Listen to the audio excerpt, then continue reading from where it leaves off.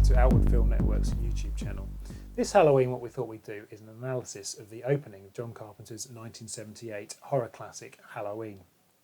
On the famous 5-minute tracking shot that introduced the cinema audiences to the killer Michael Myers. Now, the film obviously opens with the actual opening credit sequence, the famous synth score that Carpenter himself wrote, the jack-o'-lantern and the creeping credits. And what's interesting here is that this in some respects could almost, the opening shot that is, could in fact be a pre-credit sequence. If you recut the film, you could almost have that opening shot and then do the credits. Think of the Scream films, think of how they always open with the opening murder and then they cut to the title Scream and then we go into the rest of the story. But obviously Halloween wasn't established as a genre back then, or was established as a film, and the slasher genre wasn't particularly established back then either. So it almost had to tell us what we were watching. It's how audience expectations have changed over time. We needed to know the name of the film, and we needed to know what we were watching before we went into any action. We're told we're in Haddonfield, Illinois on Halloween night in 1963. And after a poem from some trick-or-treaters that Carpenter himself wrote that he believes he heard when he was a young boy growing up in Bowling Green, Kentucky, we see a shot of the Myers house. The music sort of gives us a little interlude. It's quite unsettling. We don't know why. We get the impression that we're watching something from someone's point of view. We don't know who that person is, or quite why we're watching it from their perspective. And it's just something very unsettling. And the way the Steadicam moves across the road towards the house gives us that impression. As it goes up to the door, we then see two figures near the door, and the camera retracts. This tells us this is an individual that doesn't want to be caught, that doesn't want to be seen, and isn't just trying to get into the house. It's trying to follow the two individuals. The individuals in the house then go round to a room on the side of the house, and the camera goes round to that point as well, and looks at them through the window. And it's here that we hear the first line of dialogue from the film. "We are alone, aren't we?" is what Judith Myers' boyfriend says to her. And Judith, who should have been babysitting her young brother, says, "Well, Michael's around someplace." She looks left, she looks right. She's not worried about what he's going to do, but she just doesn't want to be caught. She just knows that he's around someplace. She's supposed to be babysitting. She's clearly not done a very good job.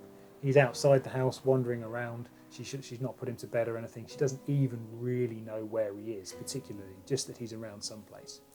Now, something that we here at Outward absolutely love is the Devil's Advocate series of books. Really interesting, quite short, about 100 pages, really in-depth analysis of some very classic horror genre films.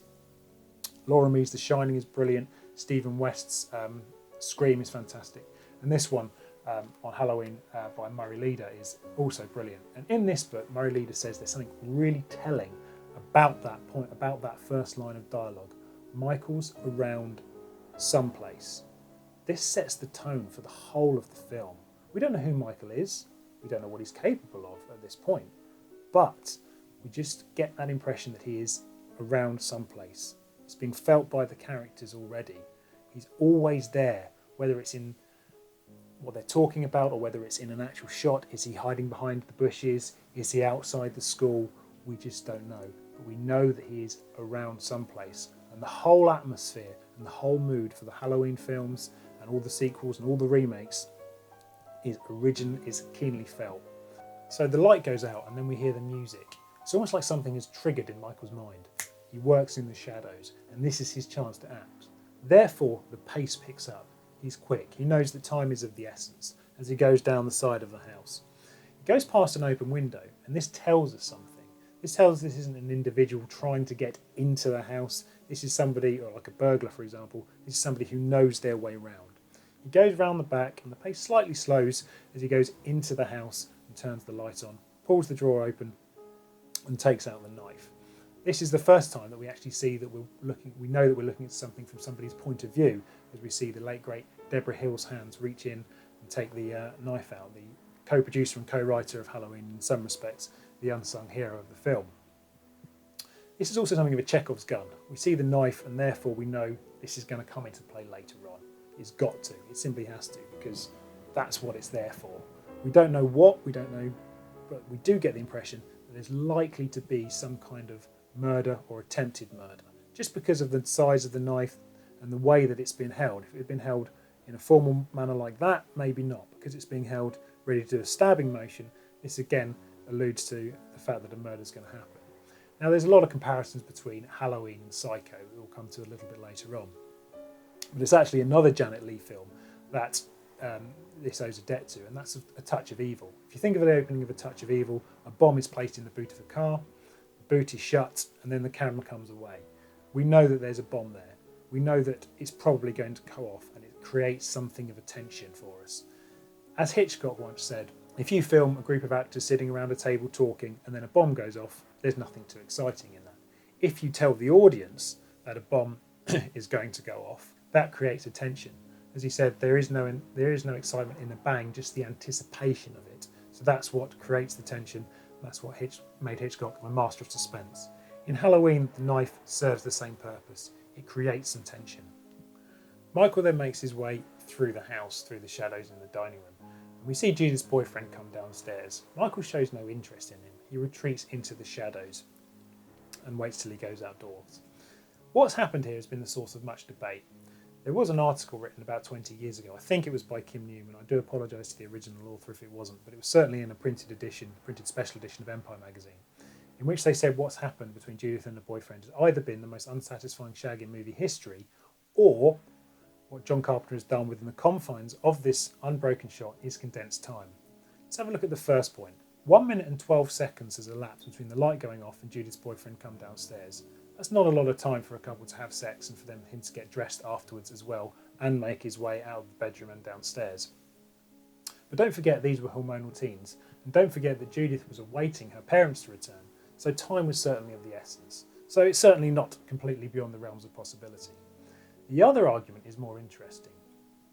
The idea that John Carpenter, within this shot, has condensed time.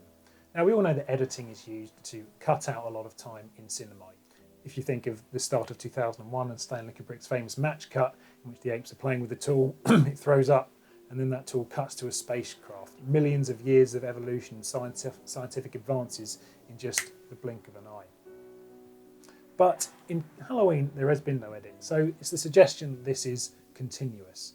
But just because there's been no edit, it doesn't necessarily mean that what we're seeing is happening in real time. If you think of recent examples, Birdman takes place over a series of 4 or 5 days, maybe even longer, I think it's a whole week, but that's designed to look as one continuous take. If you think of Sam Mendes' 1917, that takes place over the course of 2 days, and yet the film is just under 2 hours long, and there's only one edit. So we know that within the context of those films, the time has been condensed, even though we never actually see an edit. And the same thing could have happened here.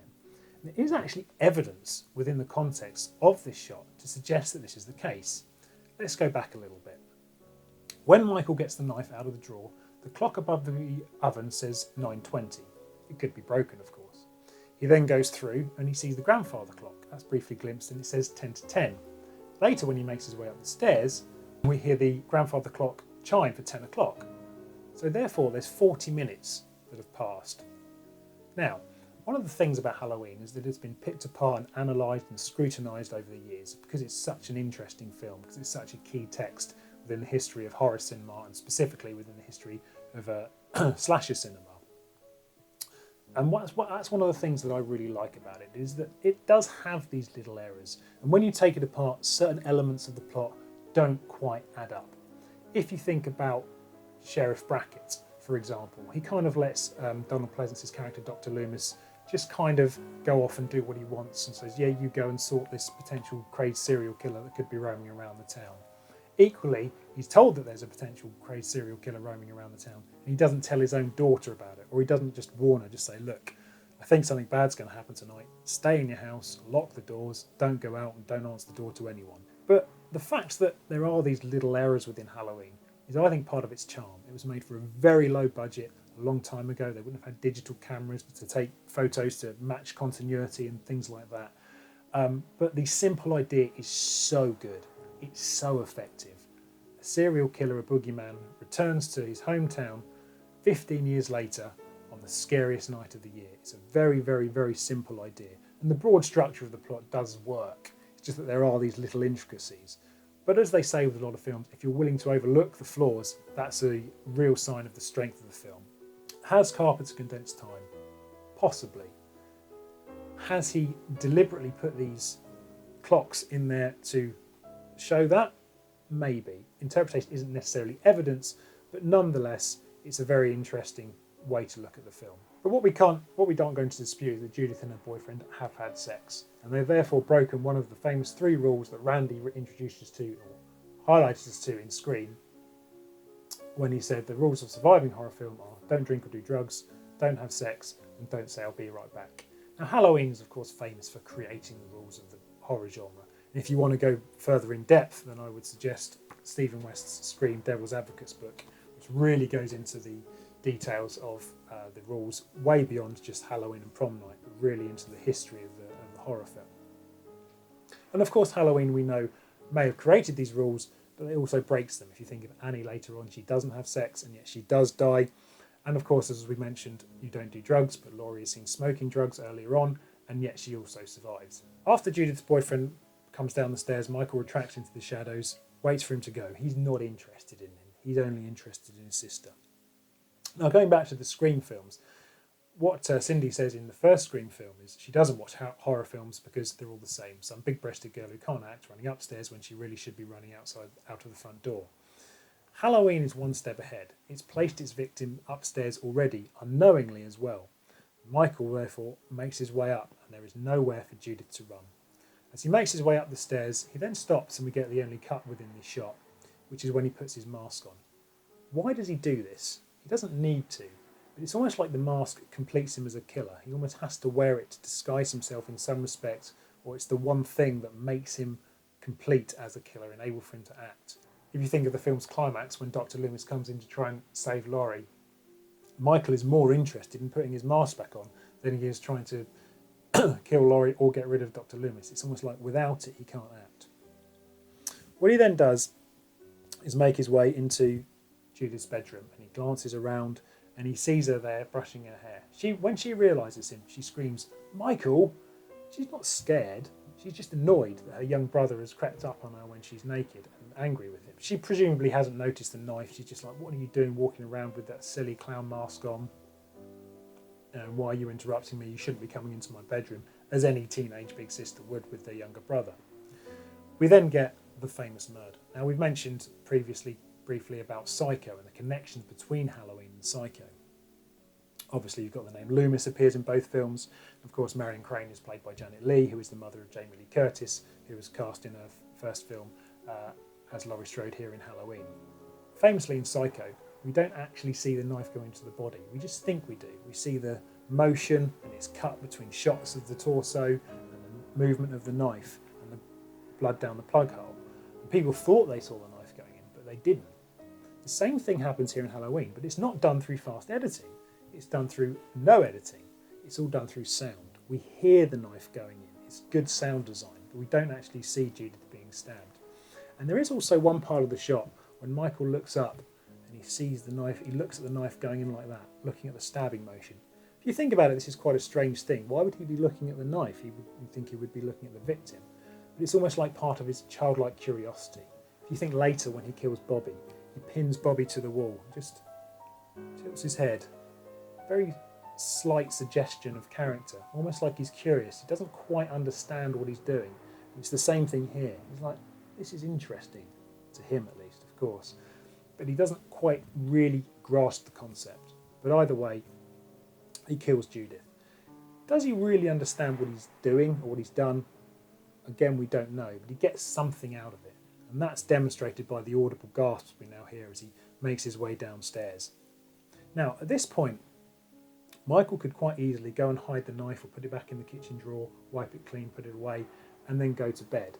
And this would then implicate Judith's boyfriend in the murder. Everyone would think she did it. He would be the last person to have seen her alive, and no one would necessarily suspect a 6-year-old boy. But he doesn't do that. He makes his way out. Does he want to be caught? Does he really understand what he's done? Is it part of his ego? The id, the primary desires, the ego drives those desires, and it's only later when you older you fulfill those desires with the formation of a superego, which would then enable you to kill time and time again if those were the desires of the id, as we presume they would be the case with Michael. But because he hasn't formed that superego, he is unaware of how he can fulfill these desires again. This is the first time he's ever done it. So Michael makes his way outside of the front door and the car pulls up and his parents get out. His dad says, Michael. I was always curious, what's his 6-year-old son doing outside at this time of night? Maybe he's asking, why is he carrying a knife? Presumably he doesn't really grasp the idea that his son could have killed his sister in an upstairs bedroom. And then we get a cut. Michael's dad removes the mask. And this is a big twist. This is much like Marion Crane dying in the shower. We know that murder's been committed and we followed the murder, but we haven't until this point realised that this is a 6-year-old boy. When we watch the shot again, it does make sense, but at the time this is a big twist. In some respects, this is the same as the shock death to Marion Crane in Psycho. It's almost like, oh wow, I didn't see that coming. But obviously when you rewatch the film, it's maybe slightly obvious, and nowadays when audiences watch it, they're expecting it to happen. So it's very difficult for the film to retain the same shock value. Michael stares at the mask and his mum just looks on disapprovingly, places her hands in her pockets. They don't seem to notice the blood-stained knife. They don't seem to show too much concern about their daughter Judith upstairs. But then, of course, they're probably not expecting that to have happened. They don't know that is what's awaiting them. We've been Michael for all this journey of the long shot. We then become the position of his parents, and particularly his mother. We're no longer looking at things from the point of view of the killer. We're now the audience. We're standing back to see what Michael is going to do next.